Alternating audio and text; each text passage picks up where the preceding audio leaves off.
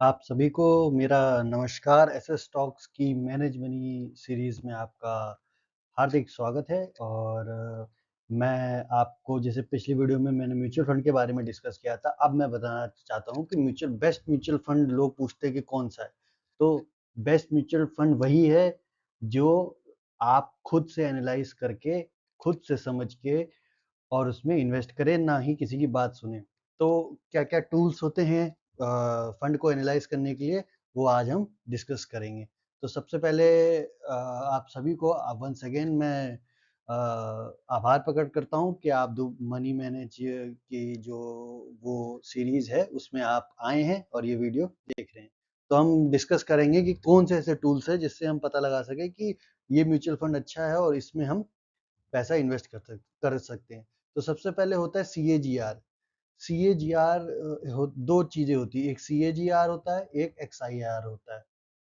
ठीक है, फंड में दो चीजें होती है, XIRR और CAGR। ठीक है, CAGR क्या होता है? CAGR हम फंड को एनालाइज करने के लिए इस्तेमाल करते हैं। XIR अपना पोर्टफोलियो म्यूचुअल फंड में उसको एनालाइज करने के लिए वो इस्तेमाल होता है। तो CAGR ये एनुअल ग्रोथ बताता है अगर आपने कोई अमाउंट लमसम इन्वेस्ट किया है तो over a period of time. ठीक है, तो फंड एनालिसिस हम CAGR से करते हैं। CAGR होता है initial value minus final value divided by जितना नंबर ऑफ ईयर्स आपके पास है। ठीक है, सपोज आपने 1 लाख रुपए इन्वेस्ट किया है, 5 साल बाद वो 2 लाख हो गया है, तो CAGR आपका 14.87 हुआ है।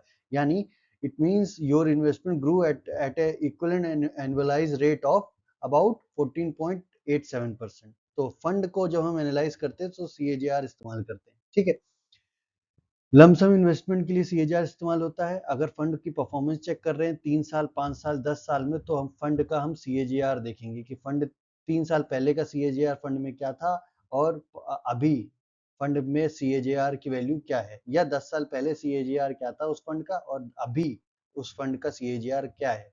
ठीक है, दूसरी बात यह है कि आप जब भी दो फंड को कंपेयर करेंगे तो ध्यान रखिएगा कि ऐसा मत कर लीजिएगा कि कोई फंड का आपने 3 साल का रिटर्न कंपेयर किया और 3 साल का रिटर्न किसी फंड के 5 साल के रिटर्न से कंपेयर कर रहे हैं।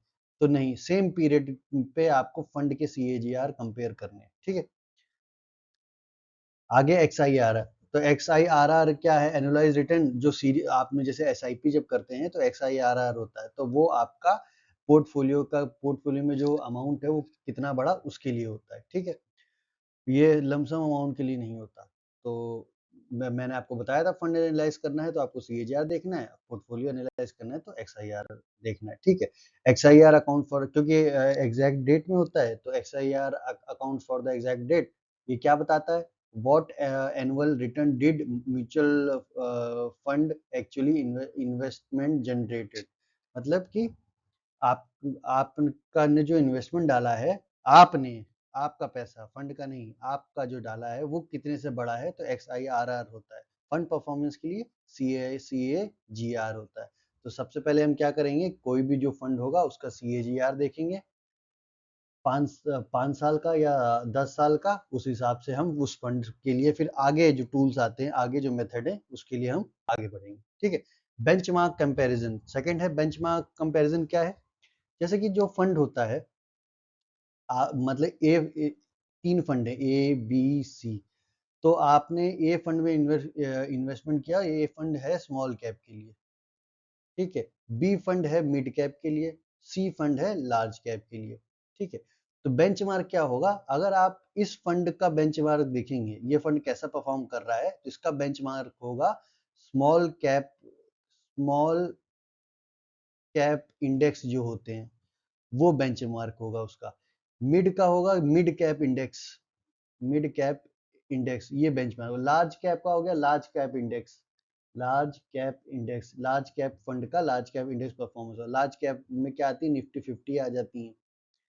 स्मॉल कैप इंडेक्स में क्या आती है? स्मॉल कैप 250 इंडेक्स, ऐसे करके आता है। ठीक है, तो हमें जो जिस टाइप का फंड है, जो फंड जिस इक्विटी पे पैसा डाल रहा है, उस इक्विटी का जो बेंचमार्क इंडेक्स है उससे हम इस फंड को कंपेयर करेंगे। ठीक है, जैसे कि मान लेते हैं कि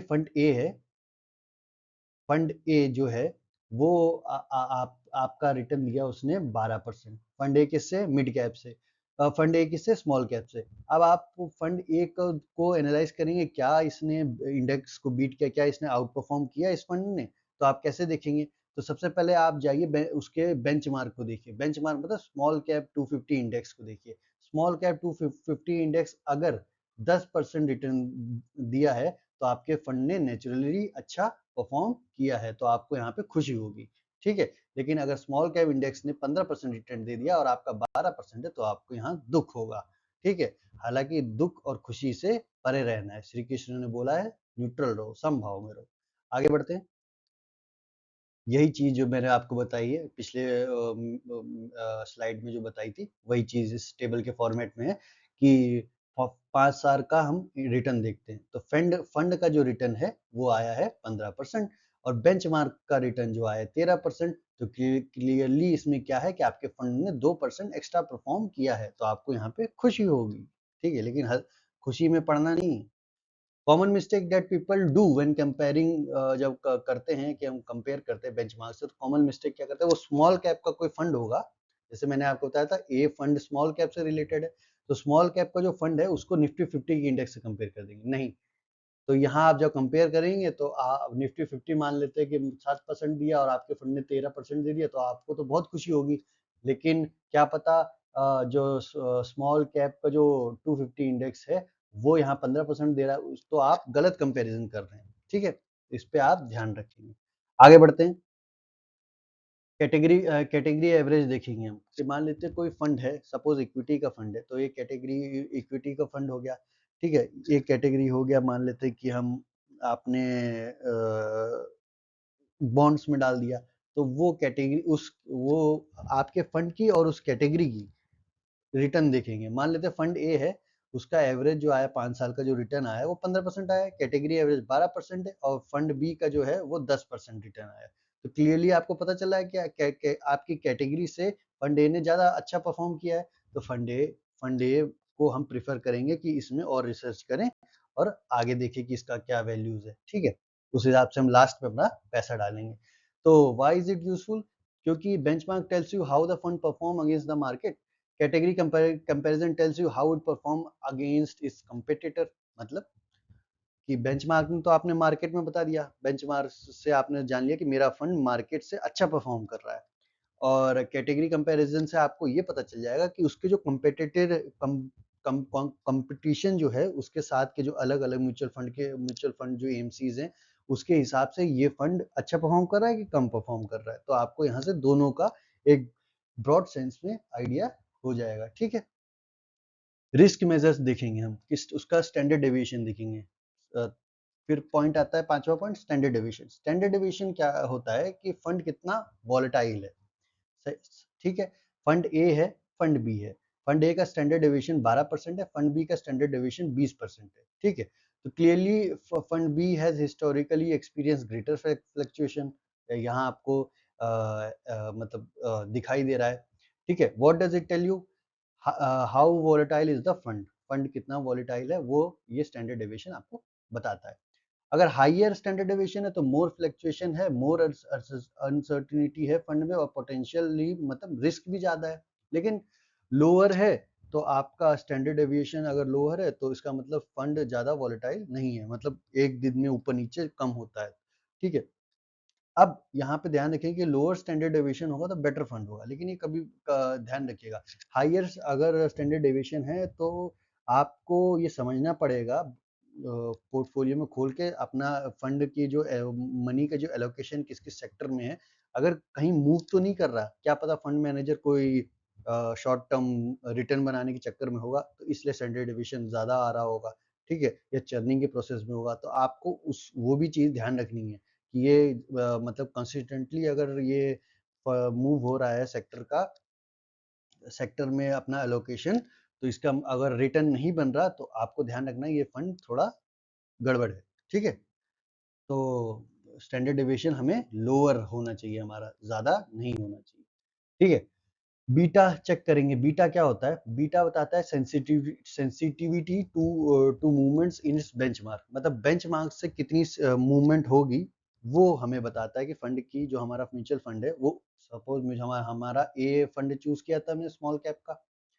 अब ए फंड स्मॉल कैप का जो इंडेक्स है उससे कितना ऊपर नीचे मूव करता है, ये मतलब ऐसे चल रहा है स्मॉल कैप का इंडेक्स ऐसे।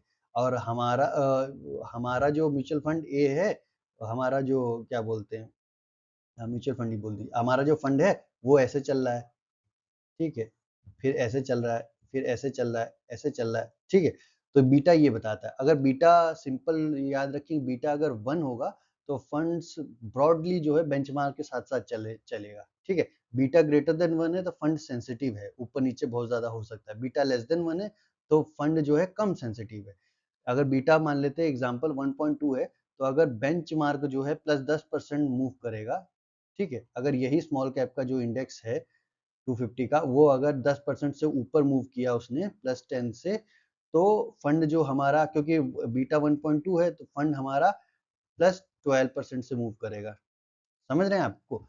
तो बेंचमार्क अगर 10% से गिरेगा भी तो बीटा रफली 12% से गिरेगा। तो आपको बीटा ध्यान रखना है, बीटा कम से कम 1 के छोटा होना चाहिए, 1 से कम होना चाहिए बीटा, ठीक है। उस बीटा को आप ध्यान रखेंगे। समझ में आ गया?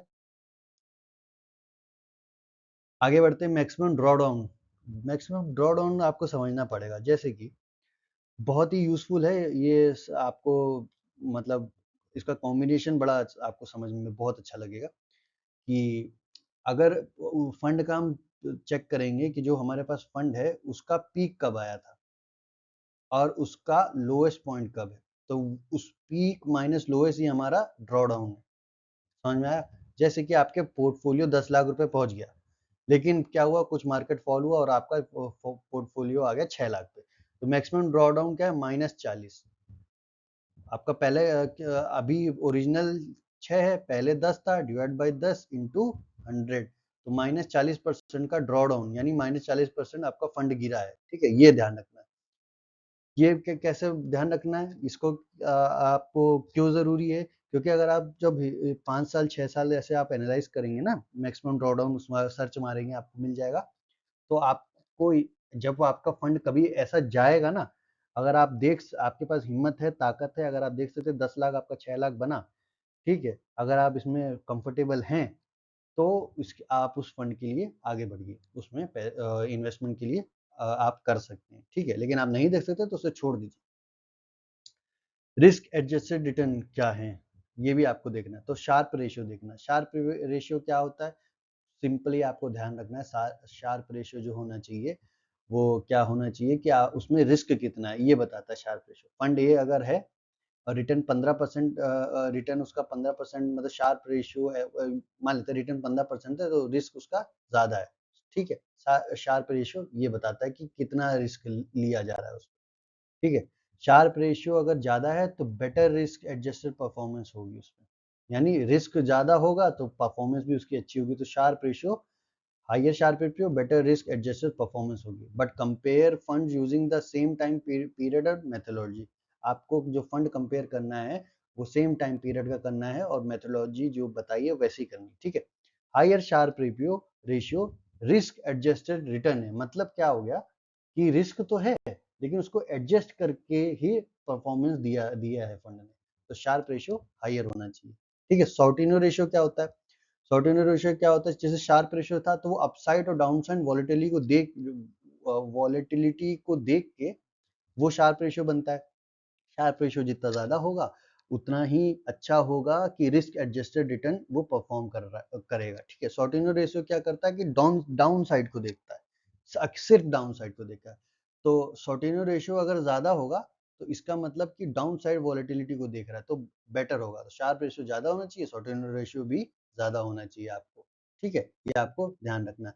अब अल्फा क्या होता है, अल्फा वो होता है कि फंड कितना ज्यादा परफॉर्म कर रहा है। बीटा तो क्या था कि फंड के मूवमेंट कैसे होगा, ऊपर होगा नीचे होगा कि कैसे जाएगा। अब अल्फा क्या है, कितना ज्यादा रिटर्न देगा ये, ठीक है। तो alpha attempts to measure the fund's excess risk adjusted return relative to its benchmark, benchmark से कितना ज्यादा रिटर्न अल्फा वो प्रोड्यूस करके देगा फंड, वो बताता है। जैसे बेंचमार्क ने 12% रिटर्न दिया तो फंड ने 15% दिया तो उसका अल्फा जो है पॉजिटिव है, ठीक है। आप समझ में आया। लेकिन आपको ध्यान रखना है कि 5 साल या 10 साल का अल्फा का एवरेज देखना है। ऐसा भी हो सकता है कि एक साल अल्फा बहुत ज्यादा हो, 10 का हो या 9 का हो या 8 का हो, और दूसरे साल अल्फा 2 का हो। तो उस पे नहीं पढ़ना आपको। आपको 5-6 साल, ये जो टर्म बताया है मैंने, ये आपको 5 साल, 6 साल, 7 साल तक का देखना है। ठीक है, आगे बढ़ते हैं। तो रोलिंग रिटर्न्स क्या होते हैं? अब मैंने बोला कि आपको 5 साल का परफॉर्मेंस देखिए, तो आप जैसे 2019 से 2024 का परफॉर्मेंस नहीं देखेंगे। आप परफॉर्मेंस कैसे देखेंगे?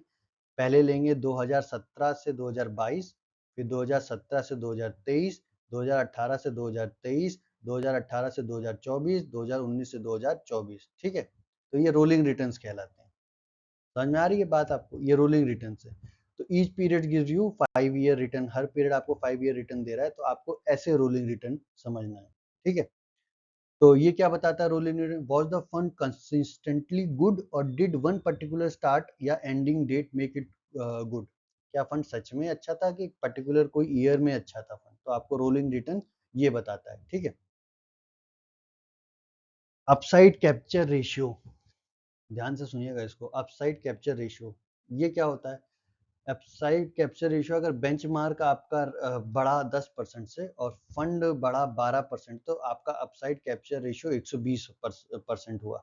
इसको कैसे समझेंगे? इंटरप्रिटेशन ये है कि अगर ग्रेटर देन 100 है अपसाइड रेशियो, तो फंड कैप्चर मोर अपसाइड देन बेंचमार्क। बेंचमार्क से ज्यादा फंड ने अपसाइड जो है कैप्चर किया है, मतलब ज्यादा बढ़ा है वो। अगर लेस देन 1 है तो कम बढ़ा है वो, बेंचमार्क जितना बढ़ा उससे कम बढ़ा है। तो जनरली जो upside ratio, higher upside capture is desirable. अगर अपसाइड रेशियो बहुत मतलब ज्यादा होना चाहिए, ये आपको ध्यान रखना है। ठीक है, डाउन साइड रेशियो क्या है? वही सिंपल चीज, फंड कितना गिरेगा उस हिसाब से डाउन साइड रेशियो। बेंचमार्क अगर 10% से गिरता है और फंड 8% से फॉल होता है, तो डाउन साइड कैप्चर उसका 80% आया। ठीक है, इंटरप्रिटेशन क्या है कि अगर 100% है तो रफली सेम डाउन साइड, जैसे बेंचमार्क गिरा वैसे गिरा। 80% है तो fund experience about 80% of benchmark down side. यानी बेंचमार्क अगर 80% अगर डाउन साइड कैप्चर है, तो बेंचमार्क से 80% वो आया है। ठीक है, 120% मान लेते हैं, तो फंड एक्सपीरियंस मोर डाउन साइड। ठीक है, तो ये क्या बताता है? Lower down side capture is desirable. तो लोअर डाउन साइड कैप्चर जो डिजायरेबल है। अब इन दोनों को कंबाइन करके एक केस बनता है। हमें हमेशा ध्यान रखना है कि अपसाइड कैप्चर जो होगा वो ज्यादा होना चाहिए, डाउनसाइड कैप्चर जो हो वो कम होना चाहिए। ठीक है, इट मींस, इसका मतलब क्या होगा? सपोर्ट फंड है, उसका अपसाइड कैप्चर है 115, डाउनसाइड कैप्चर है 80%। तो that means historically it capture more than benchmark gains while participating less in its losses. मतलब कि ओवर द ईयर, 5 साल 10 साल में आपने अपसाइड देखा 115% आया, डाउन साइड देखा, डाउन साइड कैप्चर आपका 80% आया। तो इसका मतलब क्या हुआ कि 10 साल में फंड ने क्या किया है ना, कि फंड जो है वो बेंचमार्क से ज्यादा ही कैप्चर किया है उसने। बहुत कम टाइम के लिए वो मतलब फंड बेंचमार्क से नीचे कैप्चर हुआ है। तो आपको कैप्चर रेशियो कॉम्बिनेशन भी समझना चाहिए। इसका कॉम्बिनेशन ये इंपॉर्टेंट है, ये आपको समझ में आना चाहिए। गूगल में सर्च मारेंगे आपको मिल जाएगा। ठीक है, एक्सपेंस रेशियो, अर्लियर वीडियो में एक्सपेंस रेशियो बताया था कि एनुअल जो चार्ज होता है फंड का वो होता है। एक्सपेंस रेशियो कम होना चाहिए, लेकिन इसका मतलब ये नहीं है कि किसी फंड का एक्सपेंस रेशियो कम होगा तो वो फंड बहुत अच्छा होगा, नहीं। इन सब क्राइटेरिया को जो मैं बताया है पिछली स्लाइड में, वो सब आप करते आएंगे तो आप वहां से जब पहुंचेंगे एक्सपेंस रेशियो देखेंगे तो आपको समझ में आएगा। मान लेते हैं एक्सपेंस रेशियो 1 का भी हो, ठीक है, लेकिन फंड अच्छा कर रहा हो, फंड अच्छा भी हो, 10 साल से अच्छा करते ही आ रहा हो, तो आपको उसमें ज्यादा जाना चाहिए। ठीक है, एग्जिट लोड, एग्जिट लोड भी कुछ फंड लगाते हैं। मान लेते हैं कुछ टाइम पीरियड होता है, उससे पहले आप निकालेंगे तो एग्जिट लोड लगता है। जैसे 1 साल के अंदर आप निकालेंगे तो एग्जिट लोड लगेगा, 20% टैक्स भी लगेगा। ठीक है, और एक्सपेंस रेशियो भी लगेगा। तो 1 साल से पहले अगर अगर आप पैसा निकालते हैं, ठीक है, तो एग्जिट लोड भी आपको चेक करना है, कम होना चाहिए एग्जिट लोड। ठीक है, एयूएम का साइज, फंड हमेशा एयूएम, एसेट अंडर मैनेजमेंट, किसी भी फंड का जो एएमसीज होती हैं, वो जो फंड जो मैनेज कर रही है उसका साइज कितना है। तो जनरली 5,000 करोड़ के ऊपर जो होता है वो उसको अच्छा समझते हैं। अच्छा समझने वाली बात नहीं है, बात इतनी सी है कि अगर फंड का एयूएम कम है तो आप अगर पैसा निकालना चाहेंगे ना, तो वो फंड जो है निकालने में आपको दिक्कत आएगी। मार्केट गिरा और अगर आप पैसा निकालना चाहते हैं, तो अगर फंड का एयूएम ही अगर 1000 करोड़ है, तो अगर आप निकालना चाहेंगे तो उसमें दिक्कत आती है। हायर एयूएम में क्या होता है ना कि जो लिक्विडिटी बनी रहती है, तो जनरली हायर एयूएम कंसिडर किया जाता है। ठीक है, फिर नंबर ऑफ स्टॉक्स उस फंड ने कहाँ लगा रखे हैं, मतलब फंड ए और फंड बी है, यानी फंड ए ने आपने चेक किया कि फंड ए ने 35 स्टॉक्स में पैसा लगा रखा है और फंड बी ने 90 स्टॉक्स में पैसा लगा रखा है। ठीक है, तो इसका मतलब क्या हुआ कि फंड बी आपका जो है ज्यादा डाइवर्सिफाइड है।